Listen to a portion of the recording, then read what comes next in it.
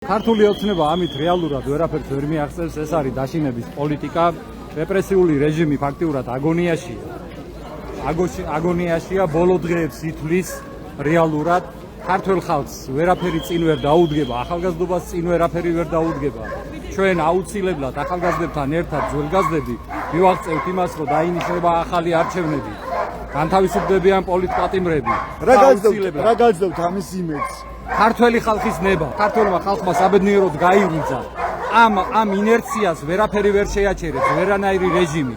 ქართველმა ხალხმა დაამარცხა თემურლენგი, მურმანყრუ, შაჰ-აბასი და ასე შემდეგ და ამ პატარა კაცუნებსაც აუცილებლად დაამარცხებს შვიდობიანად დაამარცხებს და აუცილებლად მაგრამ ძალაუფლება არის ქართული ოცნების ხელში, ხო? რა თქმა უნდა, ჯერჯერობით პროკურატურა, sapolitsio ძალაუფლება არის ქართველი ხალხის ხელში და ჩვენ აუცილებლად გავიმარჯვეთ მშვიდობიანი ფორმებით.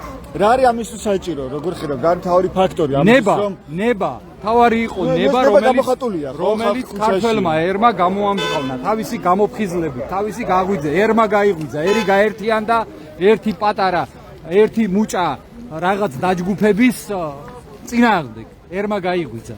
ანუ ისინი არიან უმცირესობაში.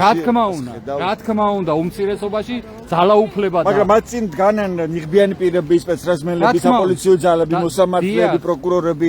როგორ ფიქრობთ ამ ძალაუფლების დათმოს ქართულმა ოცნებამ? ეს სპეცნაზელებიც, პოლიციელებიც, პროკურორებიც და მოსამართლეებიც ქართველები არიან, მათაც ყავთ ოჯახები, მათაც ყავთ შვილები და ისინი ფიქრობენ ქვეყნის მომავალზე დარწმუნებული ვარ, უმრავლესობა. ასე რომ უახლოეს პერიოდში მგონია რომ ყველაფერი შეიცვლება ჩვენი ქვეყნისთვის სასიკეთოდ და ჩვენი ერისთვის სასიკეთოდ.